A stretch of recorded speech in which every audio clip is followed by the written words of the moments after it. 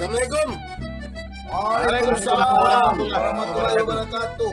Wajah kalian cerah kalau kau tengok, terutama yang di Medan-Medan ini. Atmadi, Banyak air, Jaya, banyak air. Bang Halis. Tapi di Bali itu ada petaka lah, kalau aku bilang petaka lah. Lihat kemarin 2 hari ini Medan terkenal. Hari, kalau kami cerah itu karena kami selalu diguyur oleh air hujan. Apalagi kalau berenang di air berlumpur itu lebih cerah lagi. Ya. Nah jadi Semakin bagaimana cerah, pemetaannya? Kami sama Idrus membayangkan aja bagaimana banjir, tidak melihat nyata. Jadi tentu nanti kita harap mitra kerja kita, pemimpin redaksi intipnews.com ini bisa memberikan gambar-gambar yang bisa kita taruh di dalam kita punya acara ini. Rasa Atmadi, tolong paparkan di daerah mana aja di. Wartawan kan harus lebih tahu kan. Ya, intip-mengintip dia. Intip-mengintip. Banjir itu Medan diawali dengan hujan lebat, hampir semalaman, Kamis malamnya. Dan banjir mulai terjadi pukul 2 dini hari. Air dari hulu, terutama Sungai Deli dari arah Deli Tua ke atas, terus turun ke bawah. Jadi bukan bentuk banjir bandang dia, tapi pelan-pelan dia terus naik. Begitu juga sungai-sungai yang membelah kota Medan ikut banjir. Misalnya Sungai Bagura, Sungai Badera, Sungai Solang Saling, dan terus sungai-sungai kecil yang lain juga ikut banjir, semua meluap. Sehingga yang paling parah itu adalah di daerah Istana Maimun, Sungai Mati Istana Maimun itu. Oh, dekat rumahku lama itu. Nah, di situ Pak Idrus, rumah itu banjir itu sampai sebubungan. Hubungan atap rumah itu tenggelam. Nah, itu dia. Nah, kemudian yang lebih parah lagi, terus menjalar ke bawah ke Das, daerah aliran Sungai Deli sampai ke bawah Kampung Aur. Kampung Aur itu memang Pak Jaya juga tahu tuh, kalau ada banjir di situ rata dengan jembatan, berarti masjid itu kubahnya tenggelam. Nah, itu rutin. Itu rutin.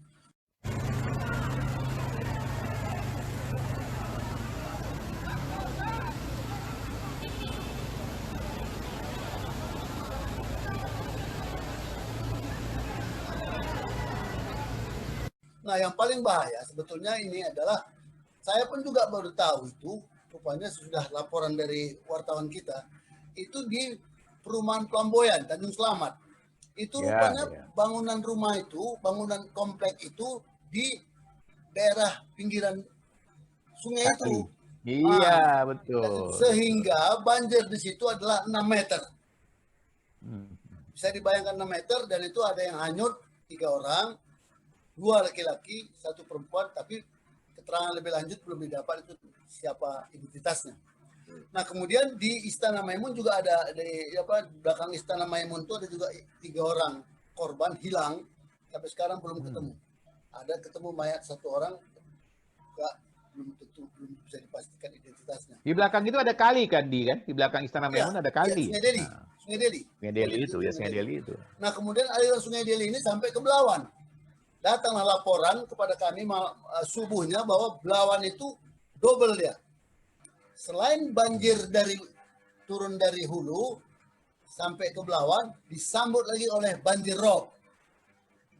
Jadi dia 2 kali lipat, sehingga banjir itu sampai ke Kelambir 5. Kelambir 5, Kampung Lalang, di jalan-jalan itu sudah macet. Total airnya itu dari setinggi lutut sampai seperut orang dewasa. Nah, demikian yang dapat kami laporkan berdasarkan laporan kami. Bagaimana itu Pak Jaya? Ada komentar untuk ini Pak Jaya. Tapi jelas sudah menimbulkan korban 6 orang. Hanyut. Tolong kami yang nonton ini, tolong. Aduh, tolong yang nonton kami ini, tolong. Udah banjir dan ngepung rumah kami sekarang di atap. Tim SAR, tolong. Tuhan, tolong sebarkan. Kami kebanjiran, tolong disebarkan. Ya Allah, kami kebanjiran, tolong. Kami udah di atap rumah, tolong. Ini udah ada yang nonton, Kak. Ya. Kemudian anggota DPR di Medan kelihatan turun itu dari Gerindra, dari apa, sedada itu berenang, mereka mengantarkan nasi ke pengungsi itu. Kesempatan lah ya, kesempatan. Begitu juga anggota DPR yang lain, ada kira-kira 6 atau 7 anggota DPR di Medan untuk menjaga konstituennya di dapil dia Ya. untuk ke depan. Politis sekali Yang bicara penting ada juga orang buat joke lagi. apa itu? Rumahku cuma semata kakinya katanya. Yang lain keliling tenggelam semua, rumahku semata kaki. Kok bisa begitu? Ya mata kaki tingkat 2 rumahku katanya. Masuk ke tingkat 2 gitu. Kalau orang Padang kayak kita nih ya, bilangnya apa? Banjir tuh sakete, gitu. Rupanya sakete, gitu ya. Sakete. Kalau kita mau jujur barangkali ya, kondisi tersebut itu berada di sekitar di luaran kota Medan sendiri. Ya, antara lain misalnya Tanjung Selamat, Paran, Perak atau apapun ya gitu. Tapi dalam kota sendiri itu tidak ada banjir. Kota Masum aja tidak tergenang oleh air, kan begitu. Dan ini semuanya itu bukan karena hujan saja. Yang paling fatal itu adalah karena adanya obol ya di Sibolangit sana. Tanggul apa? Bukan tanggul lah, macam apa itu tempat air. Kalau ingat Bung Idrus dulu, kan ada yang kalau kita mau Sibolangit itu di bawah itu ada PAM tuh kan. Ya. Rumah PAM PDAM. itu ya kan ada PDAM itu kan namanya tuh. Ya, di Tikungan situ PDAM kan itu. udah putus jalan ya kan begitu. Jadi kalau jangan pula kalian orang di Jakarta sana melihat itu gambar seolah-olah di kota Medan itu yang banjirnya. Tidak, di sekitarnya aja tuh, di sekitar sungai itu kan. Kalau kita katakan dulu, ya misalnya memang apa yang dikatakan oleh Madi di belakang waspada itu, ya itu cukup tinggi ya airnya gitu. Tapi itu bukan karena hujan, saya yakin itu bukan karena hujan. Karena berapa lama waktu hujan kalau dulu, itu kota yang banjir, sungai tidak tinggi. Seperti apa yang dikatakan Jaya. Nah, itu baru kita sebutkan bahwa itu adalah karena ada masalah lah kan gitu. Artinya drainase apapun tidak bisa berfungsi kan. Tapi kalau ini saya melihatnya itu bahwa itu dari arus gunung ya, dari kiriman lah katakan begitu. Karena dia tidak masuk di kota. Buktinya aja ya tempat Jaya untuk kuliah misalnya atau ngajar itu ya di USU Dr. Mansur tak ada sedikit pun ada apanya. Air itu mengapakan ke jalanan kan gitu. Betul, tidak Medan. Tetapi kita ini kan Medan punya cerita. Sebenarnya ini kayak PSMS. Persatuan Sepak Bola Medan dan sekitarnya. Maka ini Medan punya cerita nih. Medan dan sekitarnya punya cerita. Karena bagaimanapun pasti ada dampaknya ke Medan. Betul. Jadi kalau itu betul yang saya laporkan ini sebenarnya adalah Sumut itu adalah Deli Serdang. Sumbernya adalah Deli Serdang. Deli Serdang terus banjir itu memanjang ke daerah aliran sungai sampai ke Belawan. Kalau USU banjir itu karena drainase. Ya. Tapi kalau ke sungai dia tidak dekat dengan sungai. Ya, itu makanya kalau kita ambil contoh barangkali Madi, ya macam di Jakarta tuh kan. Itu kan kiriman dari kampung si Ari ini itu. Dari Bogor sana kan, dari apa kan begitunya tuh. Ya. Jadi sama dengan ini, karena itu wilayahnya itu sebagian itu Medan memang, kemudian berbatasan dengan Deli Serdang kan begitu ya. Jadi ini datangnya dari Kabupaten Karo, dari apa kan ini yang membuatnya tuh. Jadi kalau kami bersih ini bukan karena mandi kami di lumpur, ya mandi ya karena kena hujan aja kan itu barangkali. Hujannya pun tidak. Frekuensi hujannya pun tidak begitu begitu Medan. Tapi kalau di Medan menurut BMKG itu deras. Ya contohnya aja kita tebing tinggi kan kemarin Madi kan. Ya itu kan bukan main dasar. Namanya saja tebing tinggi. Artinya kan boleh dikatakan tebing tinggi itu kan lebih aman lah daripada air. Tapi ternyata kemarin itu sampai 3-4 meter kan begitu. Sampai juga itu Bang Cali. Kenapa bilang tebing tinggi itu tebing yang tinggi airnya, Bang? Oh begitu ya. Bukan tebing. Ya, airnya gitu ya. Ya, bisa. Kemudian banjir kemarin itu juga sampai ke Binjai. Binjai ya, aku dengar begitu. Sungai Menkirim itu menguap tuh lebih dari 400 atau 4.000 rumah itu yang dan juga. Jadi tetangga-tetangga Medan juga karena kita pun sebetulnya kita adalah Medan diterjang banjir kiriman Deli Serdang. Itu ya, ini kan pasti ada kesalahan di hulu sana kan begitu ya, Bung. Itu yang mau Apa yang kutanya. terjadi? Sebetulnya Itu begini, yang kalau ya. menurut aku gini, ini kejadian banjir udah berpuluh tahun ini. Dari aku masih kecil pun dulu waktu tinggal di asrama kami dulu di dekat yang dibikin Danau Toba sekarang, itu asrama tentara itu. Nah itu di belakang juga gitu banjir begitu sampai apa mau luap begitu. Seperti ini juga banjirnya. Nah artinya bagi pemimpin di Medan ini sebenarnya kalau dia cerdas, dia mampu mengalirkan mengalirkan banjir ini dibawa kemana supaya tidak mengganggu masyarakat. Dan masyarakat yang di pinggir sungai itu udah jauh-jauh hari sebelumnya dari dulu sudah dipindahkan. Tapi kemudian karena tidak ada yang cerdas, tidak ada yang dianggap itu bencana alam, dibiarin saja gitu sampai sekarang. Jadi mudah-mudahan lah ini nanti. Madi, macam mana mau memindahkan masyarakat atau penduduk di pinggiran kali itu? Gedung wali kota, kantor wali kota, kantor DPRD itu malah justru hanya berjarak cuma 6 meter aja dari mulut sungai itu kan itu. Ya itu bagian tidak cerdas tadi tuh, Bang. Ya itu kan contoh-contoh yang barangkali ya, kan. Itulah contoh tidak cerdas. Kalau dia cerdas, dia tunjukkan kepada masyarakat, dia tidak bikin bangunan di situ.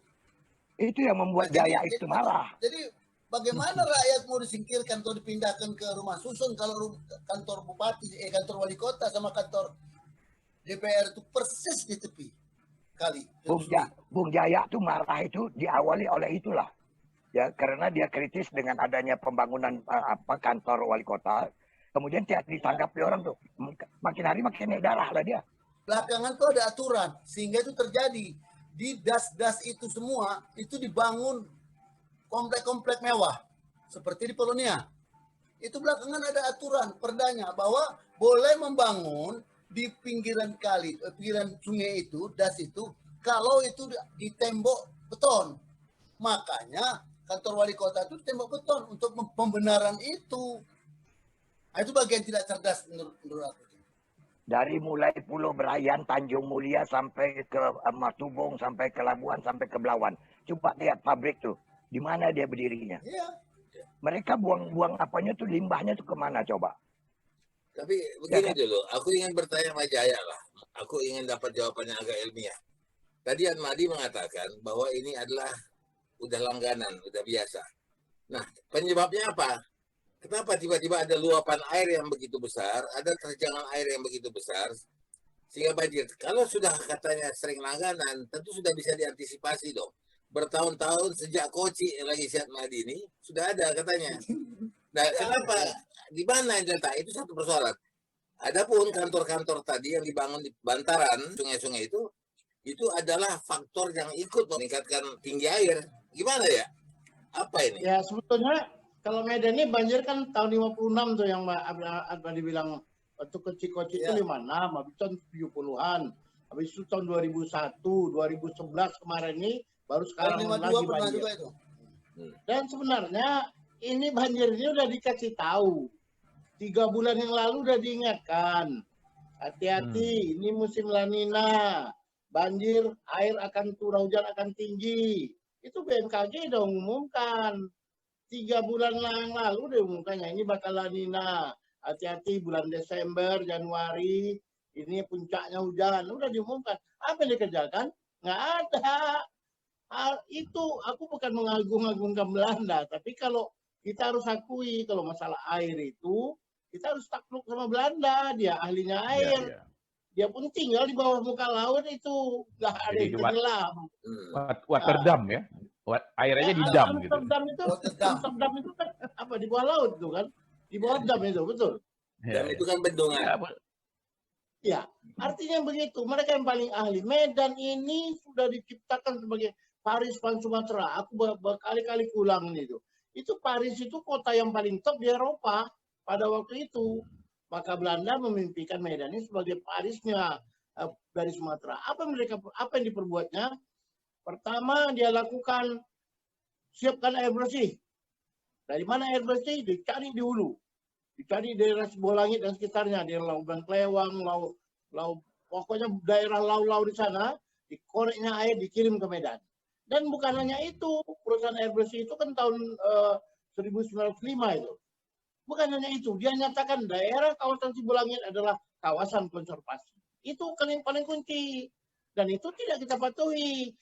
Daerah ini di hulunya Sungai Deli, Sungai Belawan, Sungai Percut ini itu adalah daerah-daerah yang termasuk di Deli Serdang dan Karo. Itu kata kunci. Kalau Babura itu daerah Deli Serdang terutama. Kalau yang Sungai Deli ini kan Karo, Deli Serdang. Nah, daerah yang dinyatakan Belanda sebagai kawasan konservasi, kita biarkan dihancurkan. Coba lihat, apa yang ada, mana ada, dimulailah dengan kehancuran Sibolangit dari tempat pramuka dulu. Habis itu, akhirnya itu hutan. Itu kawasan wisata, dijadikan kawasan wisata, hutan itu. Harusnya tidak boleh terganggu, dibiarkan. Kemudian di Medan itu ada korek-korekan Belanda, hampir 200 km panjangnya. Dikorek Belanda supaya drainasenya lancar kota Medan. Nah, apa yang dilakukan? Ini kemarin ketahuan. Batu Gubernur dengan BWS, dengan BPBD itu datang ke arah Sungai Belawan. Ada daerah yang dimatikan sungainya supaya dijadikan pemukiman. Nah, di Medan sudah 2 tempat itu. Yang belokan sungai itu, dia luruskan. Kemudian bekas sungai tadi dia timbun. Nah, dapatlah dia bersekian hektar rumah itu. Termasuk di Butaguli satu sekarang. Marta Priska, daerah itu. Ada 2. Dan ini di daerah Medan ini ada hampir 200 km. Sebagian besar itu sudah mau ditutupi. Nggak nampak lagi. Kenapa nggak diperbaiki?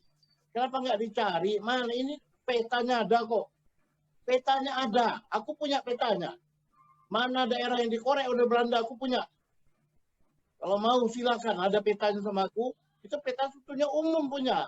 Peta topografi tahun 72 dan 77. Itu punya semua. Ikuti itu, perbaiki kembali. Kita ini membangun suka-suka Soraja. Contoh kawasan industri Medan, itu tidak boleh dibangun. Karena di situ daerah itu daerah yang paling rawan dengan banjir. Ditimbun. Nah, sekarang rasakan. Asal hujan tenggelam atau hujan tenggelam, perusahaan nggak rugi. Kenapa? Perusahaan asuransi kan, yang rugi asuransi. Lama-lama asuransi nyerah, nggak mau lagi katanya.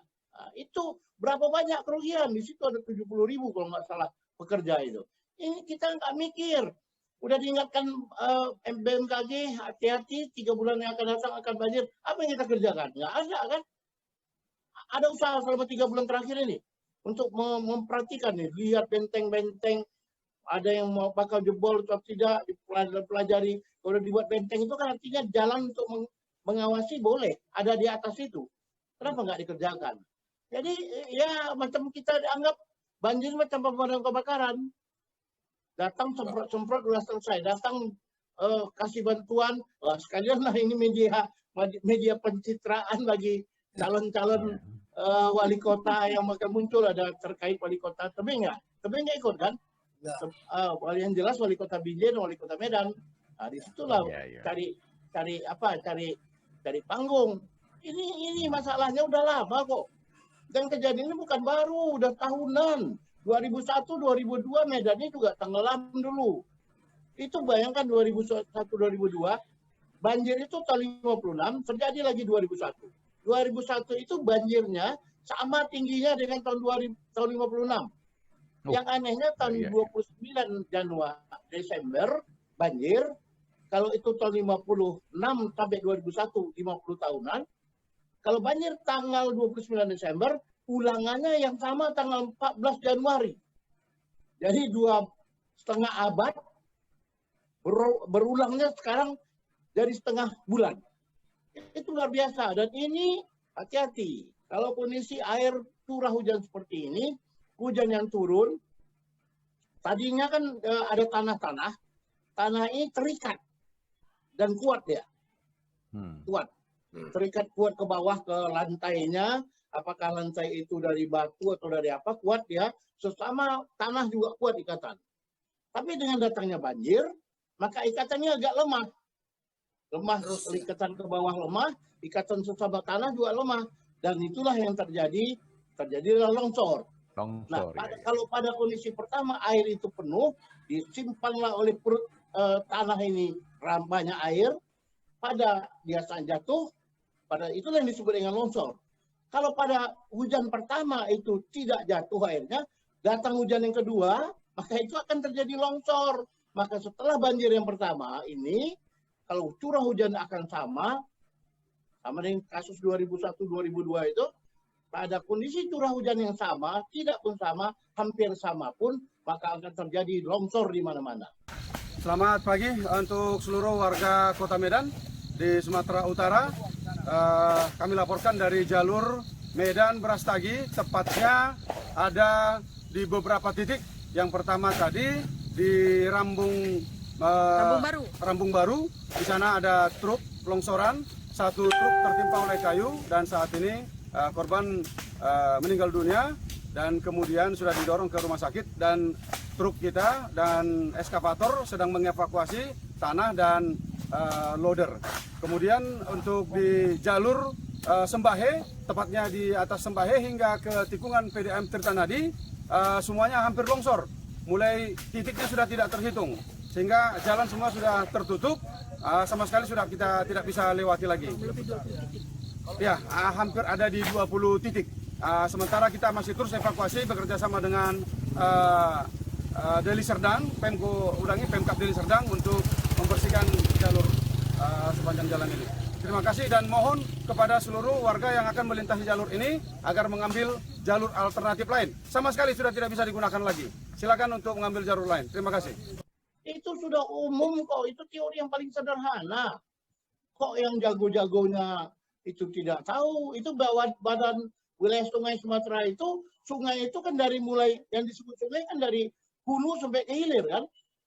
Apa kerja mereka? Kerja mereka cuma membangun bronjong, itu kan duit. Yang di atas nggak diperhatikan. Perhatikan yang di atas, perhatikan bantaran sungai, perhatikan daerah hijau sungai.